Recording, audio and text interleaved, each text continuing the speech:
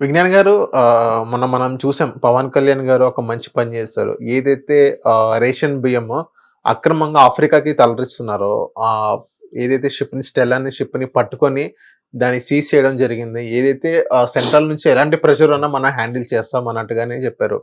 ఏదైతే ఇప్పుడు స్మగ్లింగ్ చేస్తున్నారో సార్, స్మగ్లింగ్ అని వేరే అక్రమంగా ఏదైనా పాల్పడితే 'పవన్ కళ్యాణ్' గారు ఇమ్మీడియేట్‌గా యాక్షన్ తీసుకోవడం గాని ఇదొక మంచి శుభ పరిణామం అని చెప్పుకోవచ్చు కదా! అవును. చాలా మంచి శుభపరిణామమే. యాక్చువల్‌గా ఏం జరిగింది అంటే, రామ్ గోపాల్ వర్మ అరెస్ట్ అనే ఒక అంశం తెర మీదకొచ్చింది.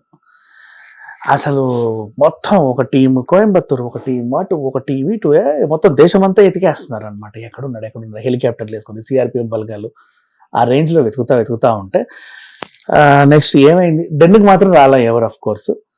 రామ్ అంటే డెన్‌కొచ్చారు. డెన్‌లో అక్కడ నలుగురు పోలీసులున్నారు. మేము అరెస్ట్ చేయడానికి వచ్చాం ఆర్జీవీని అని చెప్పి ఏ పోలీస్ అయినా చెప్పలా. మేము ఆర్జీవీ అరెస్ట్ కోసం వచ్చామని కూడా ఏ ఎస్ఐ ఏ కానిస్టేబుల్ చెప్పలా. మరి ఎందుకు వచ్చినట్టు ఆర్జీవి గారింటికి? ఎవరు చెప్పలేదు. బట్ ఎందుకు వచ్చారు అంటే అదే కదా ఇక్కడ కామెడీ. దానికోసం అని చెప్పేసి ఆయన ప్రెస్ మీట్ పెట్టాడు. ఎందుకు వచ్చారు మీరు, ఇంత హడావిడి ఎందుకు చేశారు అని ఆయన ప్రెస్ మీట్ పెట్టి అన్ని ఛానల్స్ తిరిగి, బాబు నేను బాగానే ఉన్నా, నా ఇంట్లోనే నేను ఇంట్లోనే ఉన్నా మీరు వచ్చినప్పుడు, మీరు నన్ను అరెస్ట్ చేయడానికి వచ్చినట్టు చెప్పాలా, నన్ను కూడా విచారించాలా, అసలు ఏం జరిగిందో చెప్పాలా. బట్ ఒక హడావిడి చేశారు. ఎందుకు చేశారు అంటే సార్ ఇప్పుడు ఆర్జీవి గారి మీద అక్కడికి హడావుడి, ఇప్పుడు మీరు ఏదైతే హడావుడి అనే వర్డ్ యూజ్ చేస్తారో ఏ రోజైతే హడావుడి చేసిన ఒక 1 week back 10 days back RGV గారిని కలిసి మీ మీద ఎఫ్ఐఆర్ ఫైల్ అయింది అని పోలీసులు ఆర్జీవి గారికి లెటర్ కూడా ఇవ్వడం జరిగింది. అయితే ఎఫ్ఐఆర్ లెటర్ అన్ని ఇవ్వడం, దానికి ఆయన ఆన్సర్ కూడా ఇచ్చాడు. నువ్వు ఖచ్చితంగా రావాలి అన్నారు. రావాల్సిన అవసరం ఉన్నంత అద్భుతమైన కేసు ఏం కాదు అది. ఎప్పుడో సంవత్సరం క్రితం ఈయన ఏదో చేస్తే అప్పుడు చచ్చినోడు ఇప్పుడు కోమాలోంచి బయటికి లేసి ఇటు చూసుకుంటూ మన మనోభావం దెబ్బతినింది అని కేసు పెట్టగానే అర్జెంట్ ఎమర్జెన్సీ అని చెప్పి ఆర్జీవిని పిలిచారు. అండ్ మరి ఆ ట్వీట్స్, పాత ట్వీట్స్ ఎందుకు సార్ డిలీట్ చేసింది ఆర్జీవి గారు? ఏమీ డిలీట్ చేయలేదు, అన్ని బాగానే ఉన్నాయి. వాట్ ఎవర్ అన్ని కూడా ఆన్లైన్ లో పద్ధతిగా బాగానే ఉన్నాయి. ఈ రోజు వరకు కూడా అలాగే ఉన్నాయి. ఎవరు ఏది డిలీట్ చేయలేదు. He still standing on his same, అక్కడే ఉన్నాడు ఆయన. సో ఇంత హడావిడి ఎందుకు చేశారంటే అందరూ ఒకసారి ఆలోచించారు. ఇప్పుడు ఏ పోసానినో ఏ శ్రీరెడ్డినో టచ్ చేసినట్టే ఆర్జీవిని టచ్ చేయాలి అనుకున్నారు. ఆర్జీవిని టచ్ చేస్తే దేశం మొత్తం కదిలింది.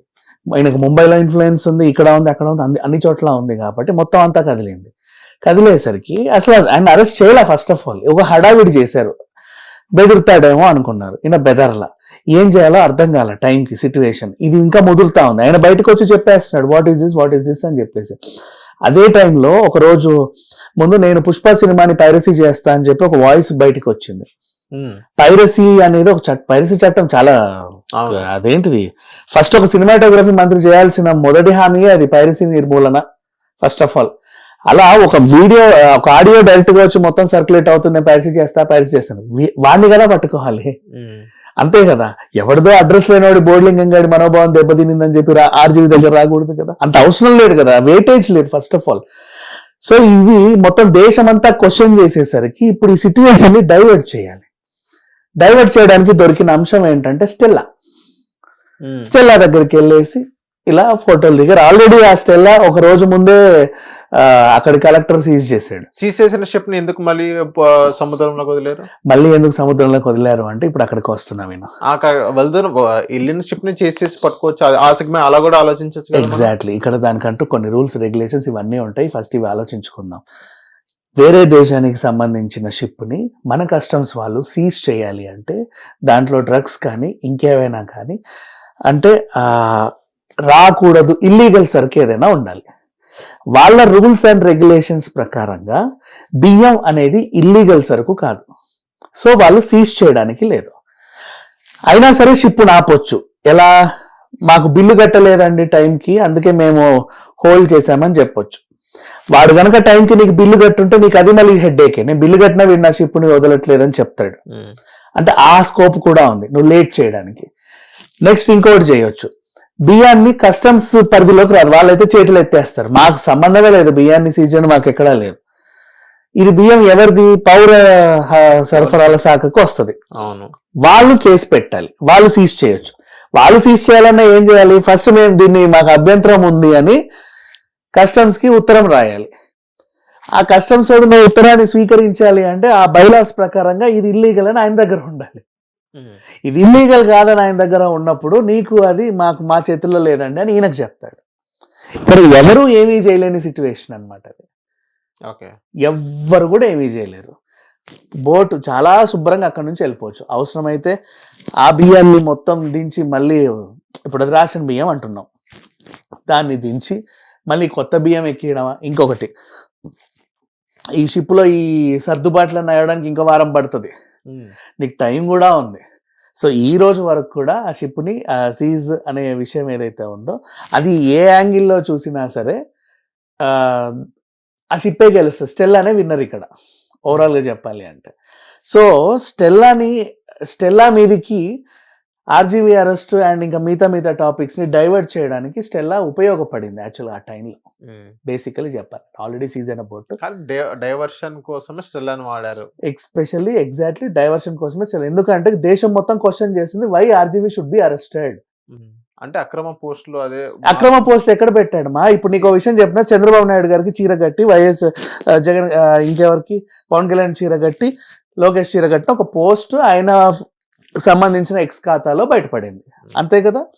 నెక్స్ట్ అదే చంద్రబాబు నాయుడు గారికి, అదే రాజకీయ నాయకులకి, ఈవెన్ నరేంద్ర మోడీ గారికి అయినా సరే శారీస్ కట్టిన కార్టూన్స్ గత 50 ఏళ్ల నుంచి ఈనాడు పత్రికల్లో, వార్తాపత్రికల్లో, ఆంధ్రజ్యోతిలో ఉన్నాయి.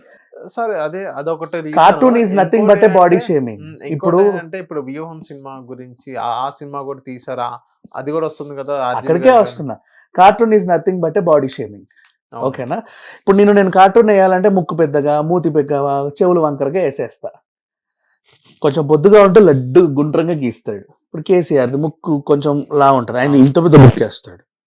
Cartoon is nothing but A body shaming. Plus నీకు మొగలకు చీరలు కడతారు, ఆడవాళ్ళకి ప్యాంట్ షర్ట్లు వేస్తారు, నిన్ను తొక్కుతారు, తింటారు, నీ మొహం మీద బాంబు పెడతారు, నిన్ను లాగుతారు, గుచ్చుతారు, పొడుస్తారు, పిన్నిస్తో గుచ్చుతారు. వాళ్ళ ఇష్టం ఇంకా. ఎగ్జాక్ట్లీ. సో ఇది ఇన్నేళ్ల నుంచి వీళ్ళు ఎంజాయ్ చేస్తూ వస్తున్నారు, ఎవరి మనోభావాలు దెబ్బతినలా.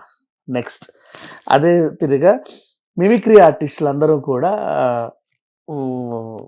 ఈ చంద్రబాబు నాయుడు గారి గొంతు, వైఎస్ఆర్ గొంతు, రోషయ్య గొంతు, అందరి గొంతు వేసుకొని ఇమిటేట్ చేశారు.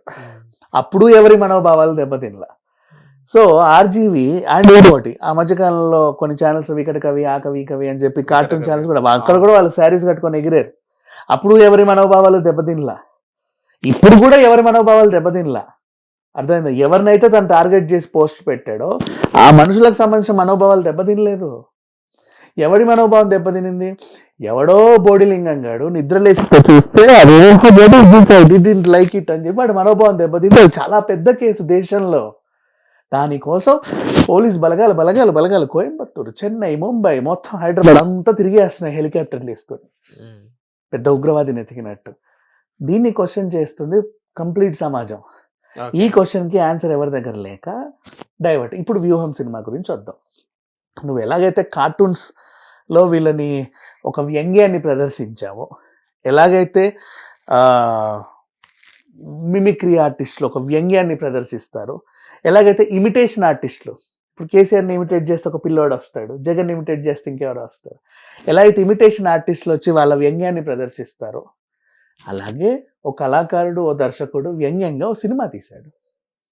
మీ మొహాలు మార్ఫింగ్ చేయాలి, అలాంటి మొహాన్ని ఆయన తెచ్చుకున్నాడు ఎక్కడి నుంచో, అంటే ఆయనకు నచ్చినట్టు ఆయన తీసుకున్నాడు. అది వ్యంగ్యం. వ్యంగ్యాన్ని రిసీవ్ చేసుకోవడానికి అందులో ఏ మొహాలు అవుతున్నాయో ఆ మొహాలు హర్ట్ అవ్వలా. నీకు అర్థమైందా? అది చూసిన ఎవడో బోడిలింగంగాడు హర్ట్ అయ్యాడు. ఇది కేసు. సో ఈ కేసుని చాలా సీరియస్గా తీసుకుంది ప్రభుత్వం. అంత సీరియస్గా తీసుకునేసరికి దీంట్లో అంత సీరియస్నెస్ ఏంటి అని క్వశ్చన్ చేసింది సమాజం. సమాజానికి ఆన్సర్ చెప్పకుండా ఇంకేమైనా చేస్తా అసలు ఈ వార్తనే డైవర్ట్ చేయడానికి వచ్చింది స్టెల్లా. ఓకే, ఇది ఓవరాల్ జరిగింది. ఓకే, థ్యాంక్ యూ విజ్ఞాన్ గారు. హిట్ టీవీ యాప్ ని డౌన్లోడ్ చేసుకోండి. ఇందులో short news, live news, entertainment movies అన్ని అవైలబుల్ గా ఉన్నాయి. Please download hit TV app. Hit TV app ని ఫ్రీగా డౌన్లోడ్ చేసుకోండి.